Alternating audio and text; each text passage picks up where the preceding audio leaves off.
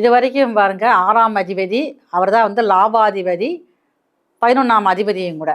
தன்னுடைய ராசிக்கு வந்து 12ஆம் வீட்டில் வந்து செவ்வாய் இருந்தார். இப்போ இந்த செவ்வாய் பகவானே பாருங்களேன் தன்னுடைய ராசியிலேயே வந்து அமர்றாரு. அப்போ ஒரு செவ்வாய் அப்படிங்கிறதே பாருங்க ஒரு போர்.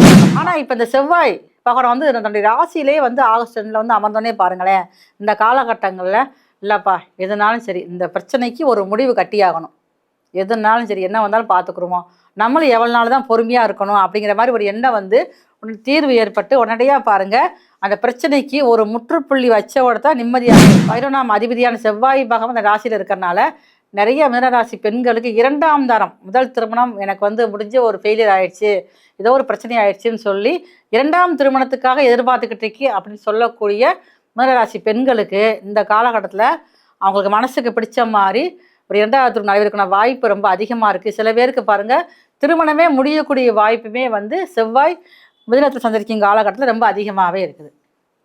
இவங்க செய்ய வேண்டிய ஒரே ஒரு வேலைனால வரக்கூடிய அந்த கெட்ட பேரும் முதல்ல சரியாகும். நிரந்தரமான ஒரு வேலை வாய்ப்பு அப்படிங்கிறது மீனராசிக்காரங்களுக்கு கிடைக்க ஆரம்பிக்கும். அது எப்போ பார்த்தா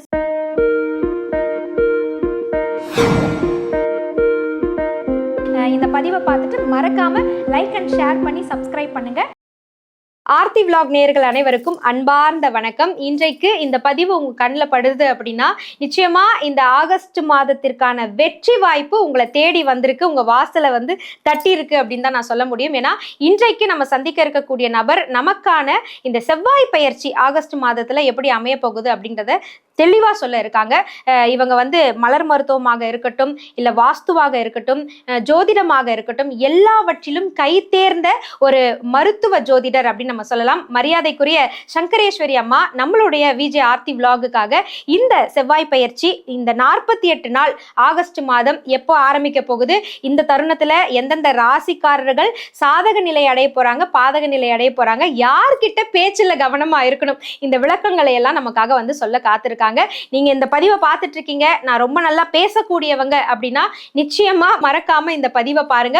உங்களுடைய ராசி வரும் பொழுது யார்கிட்ட நீங்க பேச்சுல கவனமா இருக்கணும் அப்படிங்கிற அந்த விவரங்களை நீங்க தெரிஞ்சுக்கலாம். இது மட்டும் இல்லைங்க, எனக்கு ஸ்பெசிஃபிக்கா இவங்க கிட்ட ஜோதிடம் பார்க்கணும் அப்படின்னு விரும்பக்கூடியவங்க ஸ்கிரீன்ல தெரியக்கூடிய எண்ணுக்கு நீங்க தொடர்பு கண்டு ஆன்லைன் கன்சல்டேஷனும் நீங்க வாங்கிக்க முடியும். வாங்க அம்மாவை சந்திக்கலாம்.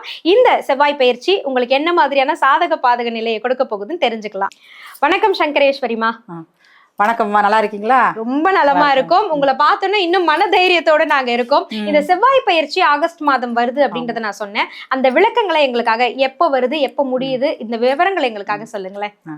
விஜே ஆர்த்தி விலாக் டிவி நேயர்களுக்கு உங்களின் மருத்துவ ஜோதிடர் SR சங்கரேஸ்வரியின் அன்பான வணக்கங்கள். செவ்வாய் பயிற்சி காலபுருஷனுக்கு முதல் ராசியே செவ்வாயோட வீடு தான். அவர் பாருங்க இது வரைக்கும் வந்து 2ஆம் இடம் ரிஷபத்துல இருந்தாரு. இப்ப ஆகஸ்ட் மாசம் 2ஆம் தேதியில இருந்து செப்டம்பர் 19ஆம் தேதி குறிப்பா பாத்தீங்கன்னா 48 நாட்கள் வந்து தன்னுடைய ராசியிலிருந்து 3ஆம் ராசி, அது போக பாருங்க காற்று ராசியான மிதுனத்துக்குள்ள என்றாகிறார். அப்ப 48 நாட்களும் இவர் வந்து காலபுருஷனுக்கு 3ஆம் ராசி மிதுனத்துல தன்னுடைய டிராவல்ல இருக்காரு. அப்ப இந்த காலகட்டத்துல அவருடைய பார்வை பாத்தீங்கன்னா கன்னி ராசி மேலையும் படுது, 4ஆம் பார்வையா பாக்குறாரு. அதே நேரத்துல வந்து தனுசு ராசி மேலையும் தன்னுடைய 7ஆம் பார்வையா பாக்குறாரு. மகர ராசி மேலையும் தன்னுடைய 8ஆம் பார்வையா பாக்குறாரு. அப்ப ஒரு செவ்வாய் பகவான் தன்னுடைய ராசிக்கு 4, 7, 8 பாக்குறாரு. அப்ப குறிப்பா வந்து மகர ராசி மேல படுறதுனால நிறைய வந்து உலகில் சார்ந்த விஷயங்கள்ல ஒரு நம்மளே எதிர்பார்க்க முடியாத அளவுக்கு ஒரு பிரச்சனைகள் ஏற்படும்.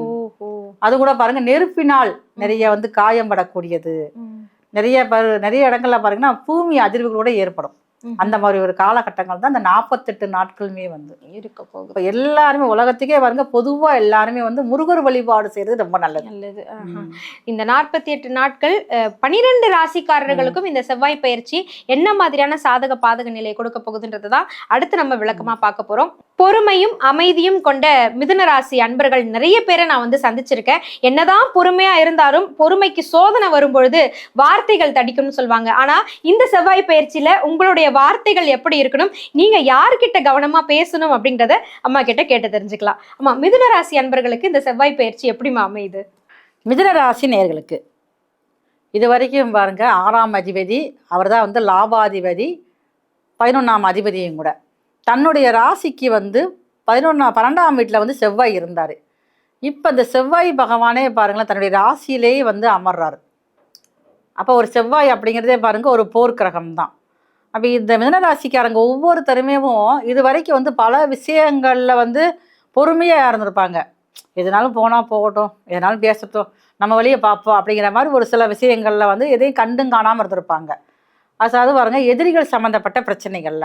ஆனால் இப்போ இந்த செவ்வாய் பகவான் வந்து தன்னுடைய ராசியிலே வந்து ஆகஸ்ட் 2 வந்து அமர்ந்தோன்னே பாருங்களேன், இந்த காலகட்டங்களில் இல்லைப்பா எதுனாலும் சரி இந்த பிரச்சனைக்கு ஒரு முடிவு கட்டியாகணும், எதுனாலும் சரி என்ன வந்தாலும் பார்த்துக்குருவோம், நம்மளும் எவ்வளோ நாள் தான் பொறுமையாக இருக்கணும் அப்படிங்கிற மாதிரி ஒரு எண்ணம் வந்து தீர்வு ஏற்பட்டு உடனடியாக பாருங்கள் அந்த பிரச்சனைக்கு ஒரு முற்றுப்புள்ளி வச்சவோட தான் நிம்மதியாக இருப்பாங்க. இப்போ செவ்வாய் தன்னுடைய ராசியிலே வந்து அமரப்ப ஆரம்ப காலகட்டத்தில் பாருங்களேன் செவ்வாயும் புதனும் சேர்க்க இருக்குது. அப்போ இந்த மிதுன ராசிக்காரங்க நிறைய பேருக்கு வேலை இருந்த பிரச்சனைகள் முதல்ல சரியாகும். வேலை விஷயமாகட்டும், இதே நேரத்தில் வந்து ஏதாவது வேலை பார்த்துக்கிட்டே வந்துருப்பாங்க, இந்த வேலை நிரந்தரமான ஒரு ஊதியம் கிடைக்காது.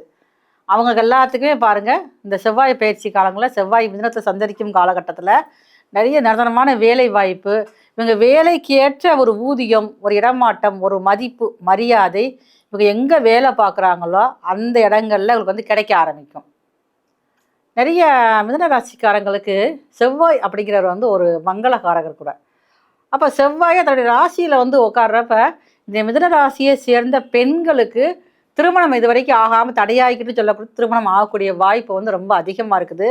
அது மிதுன ராசிக்கு 11ஆம் அதிபதியான செவ்வாய் பகவான் அந்த ராசியில் இருக்கிறனால நிறைய மிதுனராசி பெண்களுக்கு 2ஆம் தரம் முதல் திருமணம் எனக்கு வந்து முடிஞ்ச ஒரு ஃபெயிலியர் ஆயிடுச்சு, ஏதோ ஒரு பிரச்சனை ஆயிடுச்சுன்னு சொல்லி 2ஆம் திருமணத்துக்காக எதிர்பார்த்துக்கிட்டு இருக்கி அப்படின்னு சொல்லக்கூடிய மிதுனராசி பெண்களுக்கு இந்த காலகட்டத்தில் அவங்களுக்கு மனசுக்கு பிடிச்ச மாதிரி ஒரு 2ஆவது திருமணம் நடைபெறக்கூடிய வாய்ப்பு ரொம்ப அதிகமாக இருக்குது. சில பேருக்கு பாருங்கள் திருமணமே முடியக்கூடிய வாய்ப்புமே வந்து செவ்வாய் மிதுனத்தில் சந்திரிக்கும் காலகட்டத்தில் ரொம்ப அதிகமாகவே இருக்குது.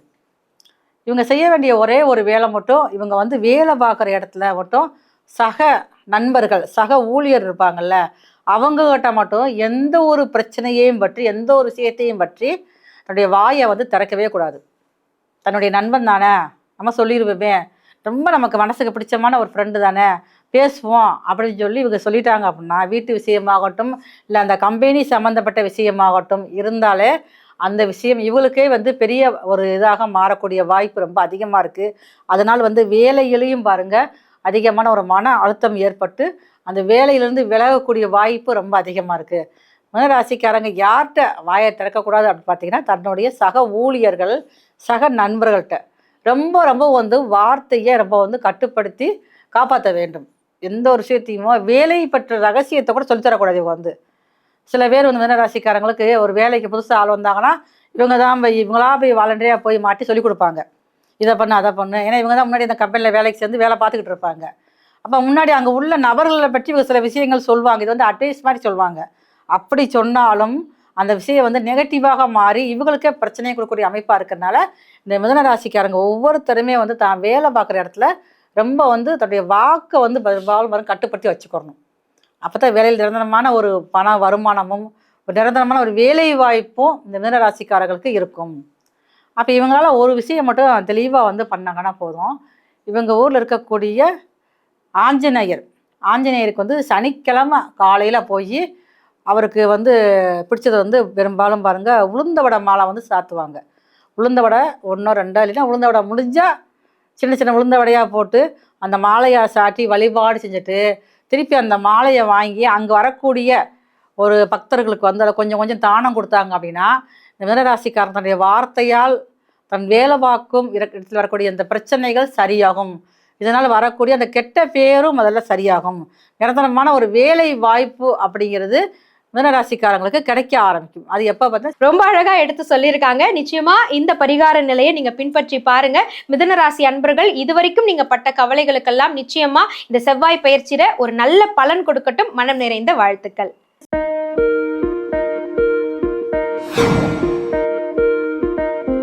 இந்த பதிவை பார்த்துட்டு மறக்காம லைக் அண்ட் ஷேர் பண்ணி சப்ஸ்கிரைப் பண்ணுங்க.